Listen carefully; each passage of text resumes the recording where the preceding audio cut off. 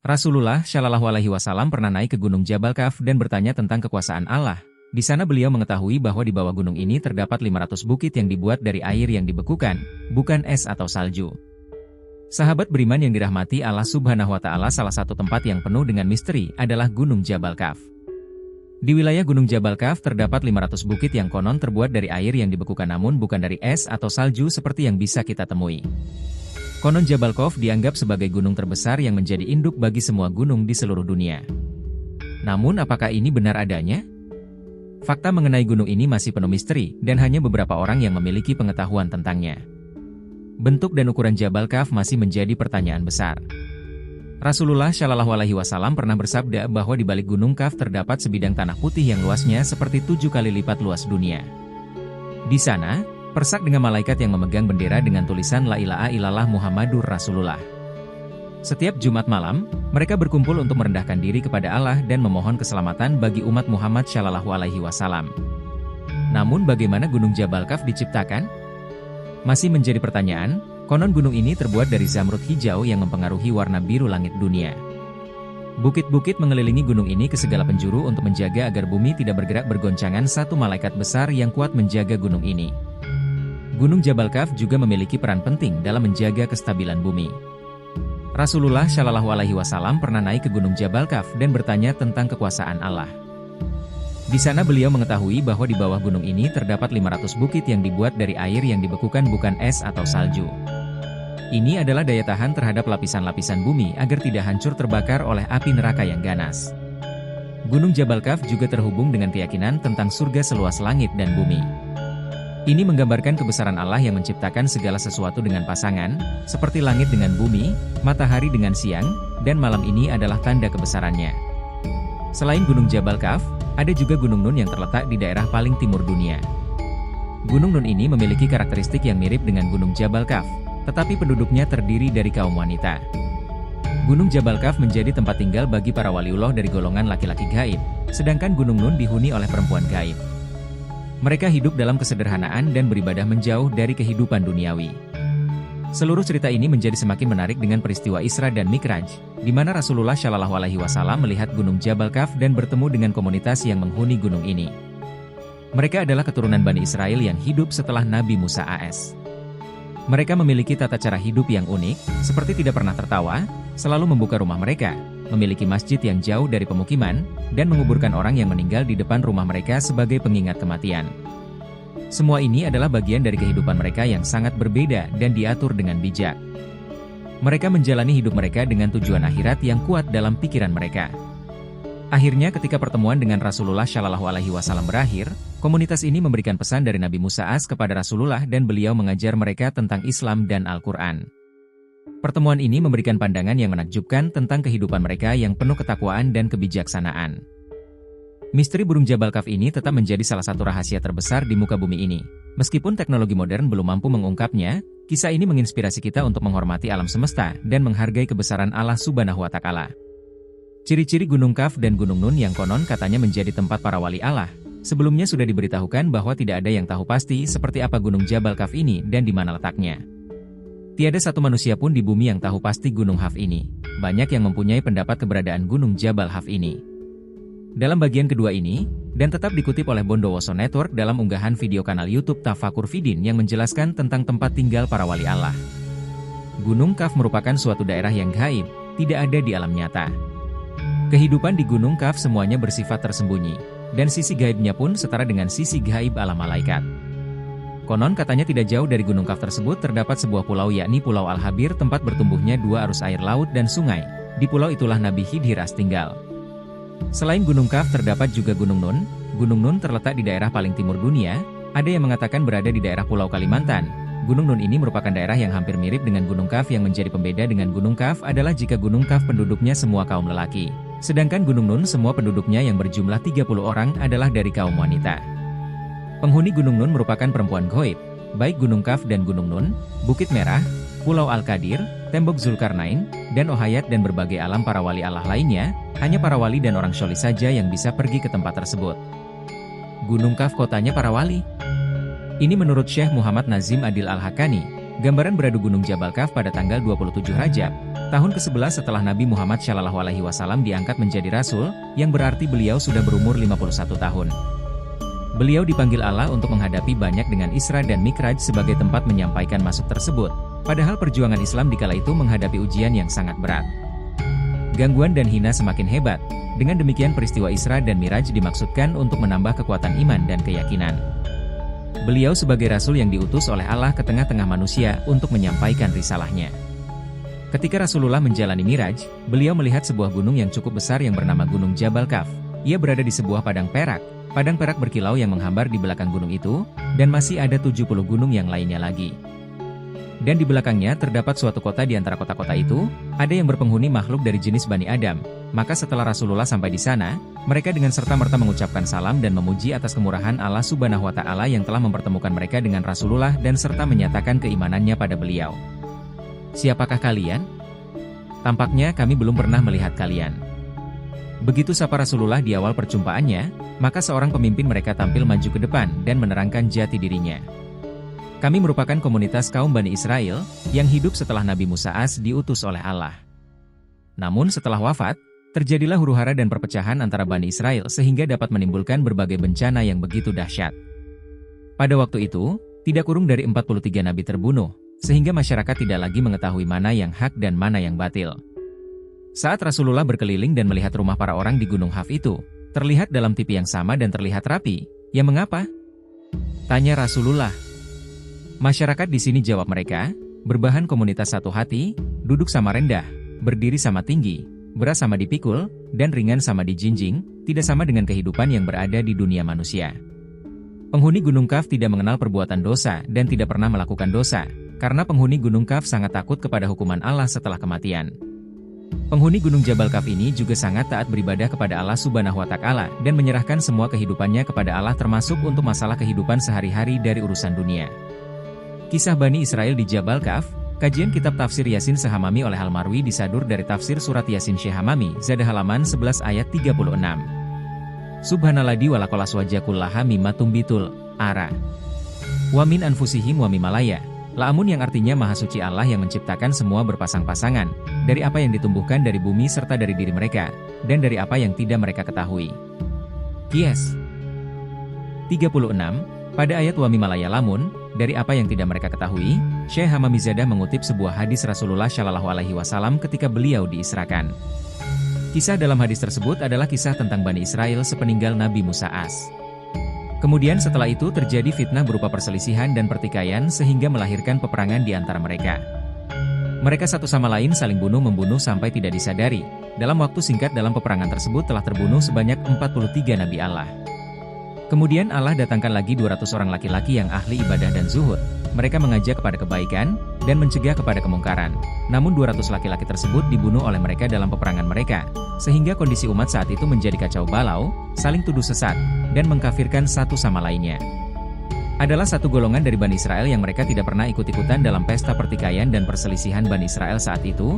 Mereka lebih memilih berjihad kepada hawa nafsunya, menjauhi gelapnya kebencian dan kemarahan, menjauhi perasaan merasa lebih atau paling benar dari lainnya, menghindari mengotori tangan mereka dengan darah-darah manusia. Kemudian mereka menjauhi dari kelompok-kelompok orang yang sedang bertikai itu.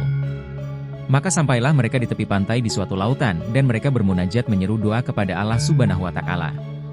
Zat yang jelas nyata pasti pertolongannya, zat yang jelas nyata pasti kebenarannya, zat yang jelas nyata pasti pengetahuannya. Segolongan orang tersebut berdoa memohon kepada Allah Subhanahu wa Ta'ala agar diselamatkan dari fasad atau kerusakan kaum mereka itu. Ketika mereka sedang dalam keadaan berdoa, bermunajat serta merendahkan dirinya di hadapan Allah Subhanahu wa Ta'ala, maka seketika tiba-tiba muncullah sebuah lubang yang sangat besar dan dalam di bawah mereka sehingga mereka terperosot jatuh semuanya ke dalam lubang tersebut. Dan tetaplah mereka di dalam lubang tersebut untuk mencari jalan keluar selama 18 bulan lamanya, sehingga keluarlah mereka kepada suatu tempat di antara Jabal Gunung Kaf. Diriwayatkan bahwasanya tempat tersebut berwarna putih keperak-perakan, serta berkilauan seperti kaca sehingga tinggallah mereka di tempat tersebut, dalam waktu yang hanya Allah yang mengetahuinya. Dan keberadaan mereka tersebut tidak diketahui oleh Bani Adam atau manusia yang berada di luar, atau maksudnya tidak diketahui oleh seluruh manusia penduduk bumi ini. Begitupun mereka tidak mengetahui keberadaan Bani Adam, atau monce yang berada di luar mereka juga tidak mengetahui keberadaan manusia lainnya. Selanjutnya ketika peristiwa Isra dan Mi'raj Nabi Muhammad Shallallahu Alaihi Wasallam, Nabi Muhammad Shallallahu Alaihi Wasallam dipertemukan oleh Allah dengan mereka. Rasulullah Shallallahu Alaihi Wasallam ditunjukkan oleh Allah kepada suatu tempat yang tidak diketahui oleh hamba-hamba Allah yang lainnya, yang berada di antara pegunungan atau Jabal Kaf, sebuah tempat yang putih keperak-perakan serta berkilauan seperti kaca. Ketika Rasulullah dipertemukan dengan segolongan orang dari Bani Israel yang diselamatkan Allah dari kerusakan kaumnya tersebut, mereka menyambut kedatangan Rasulullah Shallallahu Alaihi Wasallam seraya memuji kepada Allah Subhanahu Wa Taala. Segala puji bagi Allah yang telah mengizinkan kami memandang wajahmu ya Muhammad. Kemudian mereka beriman kepada Rasulullah Shallallahu Alaihi Wasallam, dan selanjutnya Rasulullah Shallallahu Alaihi Wasallam mengajarkan kepada mereka hukum-hukum syariat Islam, seperti sholat, puasa, zakat, dan lain sebagainya dari hukum-hukum syariat Islam. Mereka berkata kepada Rasulullah, bahwasanya ketika Nabi Musa masih ada bersama leluhur mereka, Nabi Musa berwasiat kepada leluhur mereka, agar nanti ketika mereka atau anak cucu mereka kelak dipertemukan dengan Nabi akhir zaman yang menjadi penutup para Nabi dan Rasul untuk menyampaikan salamku atau Nabi Musa pada Nabi akhir zaman tersebut, yakni Nabi Muhammad Shallallahu Alaihi Wasallam. Setelah itu, Rasulullah berkeliling melihat perkampungan mereka, maka Rasulullah melihat bahwa rumah-rumah mereka tidak memiliki pintu, dan beliau menanyakan sebabnya kenapa bisa seperti itu. Mereka menjawab bahwasanya tidak ada di antara mereka perasaan khawatir satu sama lain, sehingga tiada perlu rumah kami untuk memiliki penutup pintu. Rasulullah pun melihat bawah tembok atau dinding rumah-rumah mereka, sama ratanya tiada perbedaan antara rumah satu dengan lainnya. Beliau Shallallahu Alaihi Wasallam menanyakan sebabnya tersebut, maka mereka menjawab bahwasannya kami merasa sama di dalam hati kami. Maksudnya tiada perbedaan baik status sosial, ekonomi maupun nasab. Selanjutnya Rasulullah Shallallahu Alaihi Wasallam bertanya berkenaan masjid mereka yang jaraknya jauh dari rumah-rumah mereka. Mereka menjawab bahwasanya balasan kebaikan orang yang mendatangi masjid yang jauh lebih utama daripada orang yang mendatangi masjid yang dekat. Rasulullah pun juga bertanya berkenaan perkuburan mereka yang lokasinya di depan pintu rumah-rumah mereka. Kenapa sebabnya? Mereka menjawab, bahwasanya agar selalu mengingatkan kami pada tempat kembali kami kelak, sehingga kami tidak terpengaruh dan tersibukkan oleh dunia dan kami tidak lupa kepada kematian. Rasulullah Shallallahu Alaihi Wasallam bertanya kembali kenapa mereka terlihat tidak pernah tertawa. Mereka pun menjawab bahwasanya tertawa bisa menyebabkan hitamnya hati. Oleh sebab itu kami tidak suka tertawa. Rasulullah bertanya juga adakah di antara mereka orang yang sakit? Mereka menjawab sesungguhnya sakit adalah kafarah bagi dosa-dosa, sedangkan kami tidak melakukan dosa, maksudnya mereka tidak pernah sakit. Beliau Muhammad Shallallahu Alaihi Wasallam pun bertanya kembali tentang bagaimana mereka bercocok tanam untuk memenuhi kebutuhan hidup mereka. Mereka pun menjawab ya, kami bercocok tanam. Kami menanam dan kemudian sisanya kami pasrahkan dan tawakal kepada Allah Subhanahu Wa Taala. Sehingga tiba waktu panen atau menuai hasil, kami berkumpul bersama dan datang ke perkebunan atau pertanian kami. Kemudian kami mengambil apa-apa yang kami butuhkan saja tidak lebih dan sisanya kami tinggalkan. Atau mereka mengambil hanya sekedar untuk kebutuhan mereka saja agar bisa melanjutkan untuk beribadah kepada Allah. Rasulullah Shallallahu Alaihi Wasallam bertanya adakah mereka juga beternak? Mereka menjawab ya, kami beternak di padang pasir. Kemudian kami tinggalkan ternak kami tersebut dibiarkan di padang pasir. Sampai kami membutuhkannya, maka kami datang ke padang pasir untuk mengambil beberapa ternak yang kami butuhkan saja. Dan sisanya kami tinggalkan ternak kami tersebut di padang pasir. Hati mereka tidak terbelenggu dalam keserakahan. Kemudian Rasulullah bertanya berkenan keadaan wajah-wajah mereka yang berwarna kekuning-kuningan dan pucat sedangkan tiada di antara mereka orang-orang yang sakit. Mereka menjawab bahwasanya inilah wajah yang senantiasa takut dengan kematian. Karena kematian adalah pertanggungjawaban kepada Sang Pemberi kehidupan yaitu Allah. Terakhir, Rasulullah Shallallahu Alaihi Wasallam bertanya apakah banyak di antara mereka orang-orang yang wafat? Mereka pun menjawab bahwa di antara mereka dalam setiap tahun terdapat satu jenazah orang yang wafat. Inilah kaum yang lebih memilih berjihad melawan hawa nafsunya ketimbang motorik tangan-tangan mereka dengan darah-darah manusia, motorik hatinya dengan kebencian dan kemarahan, motor lisannya dengan caci maki dan lanat, maka Allah Subhanahu wa Ta'ala memuliakan mereka dengan menempatkan dalam golongan hamba-hamba yang beruntung. Mereka tidak hanya mendapatkan surga di akhirat, namun ketika hidup di dunia pun mereka telah diberikan surga oleh Allah Subhanahu wa Ta'ala. Gunung adalah salah satu ciptaan Allah Subhanahu wa Ta'ala. Sama dengan ciptaan Allah lainnya, gunung hadir dengan fungsi sebagai penyeimbang dan penahan bumi tempat manusia tinggal tidak berguncang. Hal ini tercantum dalam Al-Quran, Surat An-Nahl ayat 15, Wal kafil ardi ruwasian antamidabikum wa anha erwa sebulan la'alakum tahtadun, yang artinya dan dia menjadikan gunung-gunung menancap kokoh di bumi, sehingga bumi tidak bergoncang bersama kamu, dia juga menciptakan sungai-sungai dan jalan-jalan agar kamu mendapatkan petunjuk. Dikatakan dalam tafsir Kementerian Agama, secara tidak langsung Allah memberikan nikmat yang didapat manusia lewat gunung. Gunung-gunung ini hadir agar bumi tetap stabil dan makhluk-makhluk yang ada di dalamnya dapat hidup tenang. Ada beberapa nama gunung yang jelas disebutkan di dalam Al-Quran, mengutip berbagai sumber dan berikut nama-namanya. Yang pertama, Gunung Pelangi mengutip Detik Travel. Gunung Pelangi berada di area Taman Nasional Zhangye dinamakan Gunung Pelangi karena gunung ini memiliki spektrum warna seperti pelangi, merah, putih, kuning hingga biru. Kuasa Allah memang tak terbatas dan ditunjukkan dengan Gunung Pelangi. Gunung ini pun disebutkan dalam Al-Quran Surat Fathir ayat 27, tidaklah kamu melihat bahwa Allah menurunkan hujan dari langit, lalu dengan hujan itu kami tumbuh buah-buahan yang beraneka macam jenisnya. Di antara gunung-gunung terdapat garis-garis putih dan merah yang memiliki beragam warna dan ada juga yang berwarna hitam pekat.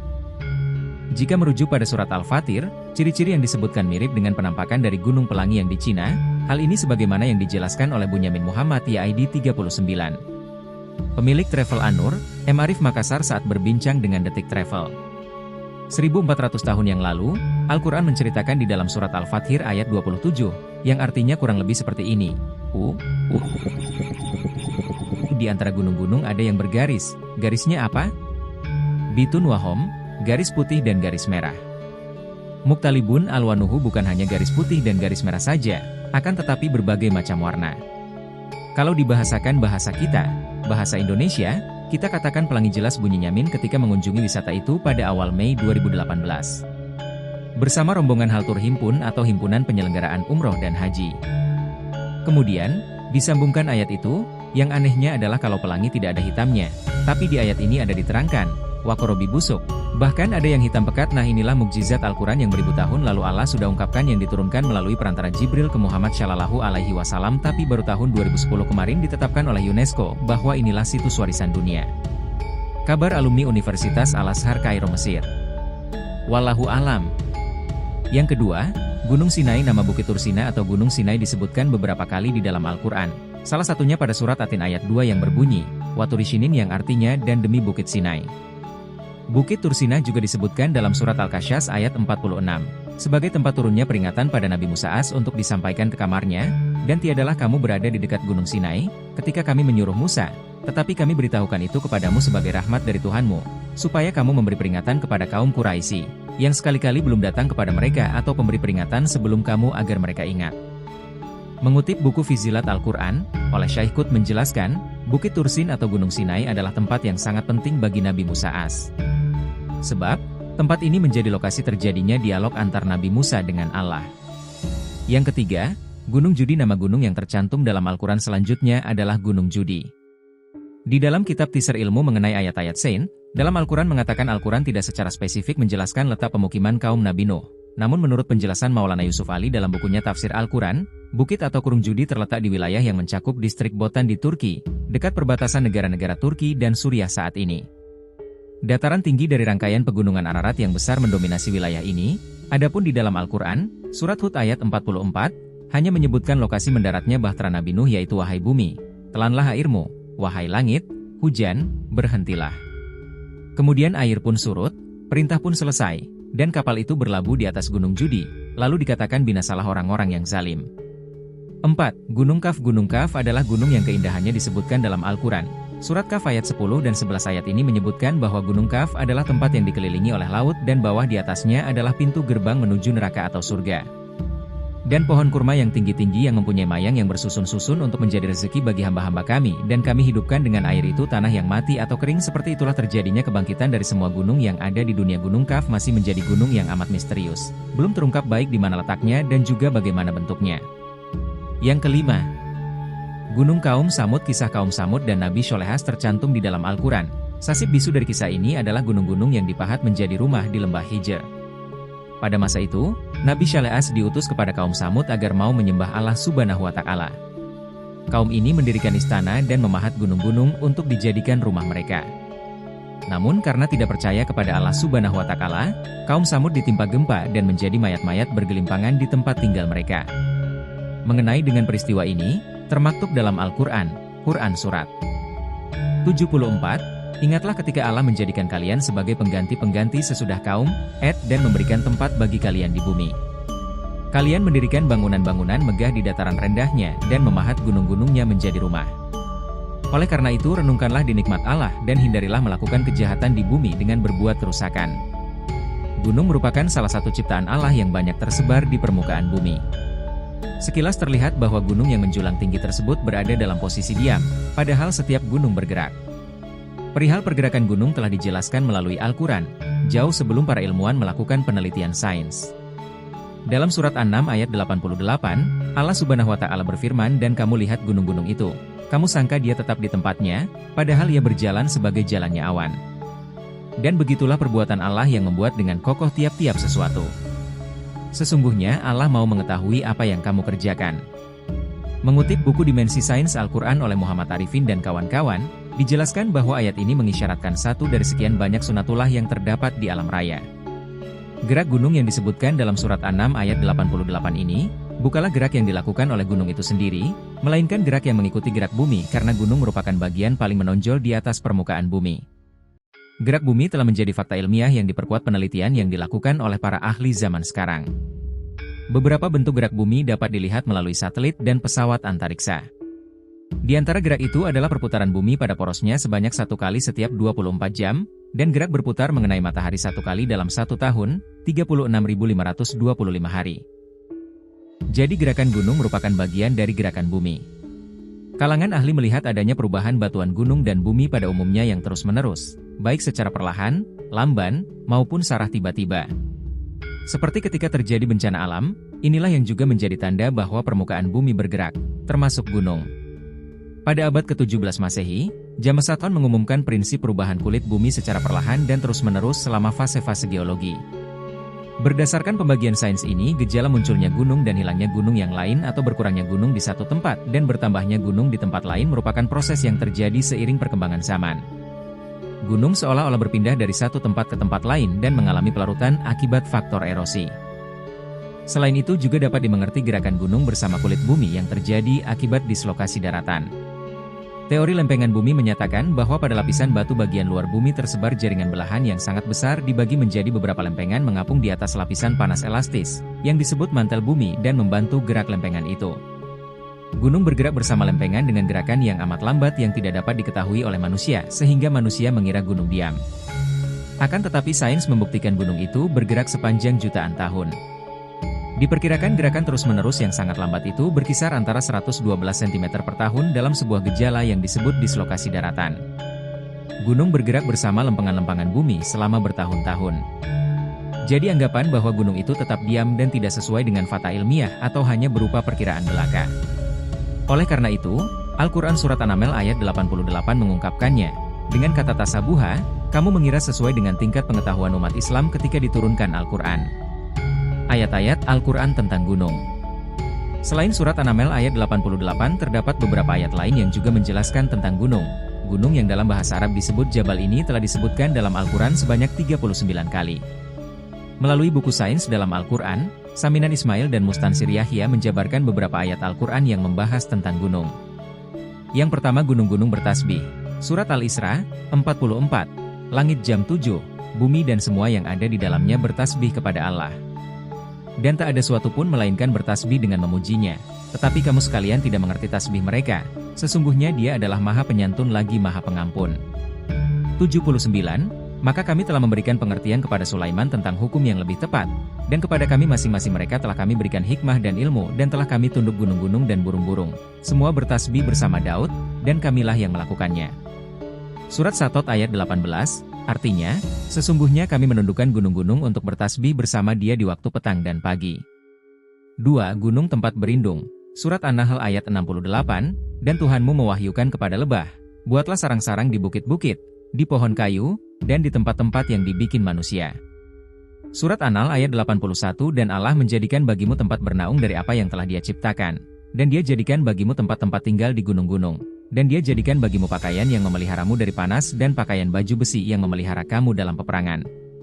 Demikianlah Allah menyempurnakan limanya atasmu agar kamu berserah diri kepadanya. Keadaan gunung saat kiamat. Surat Taha ayat 105, dan mereka bertanya kepadamu tentang gunung-gunung, maka katakanlah Tuanku akan menghancurkannya di hari kiamat sehancur-hancurnya. Surah Toa 106, maka Dia akan menjadikan bekas atau gunung-gunung itu datar sama sekali. Surah Al-Waqiah ayat 46, apabila bumi digoncangkan sedasar-dasarnya dan gunung-gunung dihancur meluluhkan seluluh-luluhnya, maka jadilah ia debu yang berterbangan. Quran Surat 14, yang artinya, pada hari bumi dan gunung-gunung bergoncangan dan menjadi gunung-gunung itu tumpukan-tumpukan pasir yang berterbangan. Surat Al-Qariyah ayat 5, dan gunung-gunung adalah seperti bulu yang dihambur-hamburkan. Wallahu alam bisawab. Semoga video kali ini bermanfaat. Sekian dari kami, kurang lebihnya kami mohon dimaafkan. Yang benar datangnya dari Allah Subhanahu wa Ta'ala. Gila atau keliru, datangnya dari saya pribadi. Wassalamualaikum warahmatullahi wabarakatuh.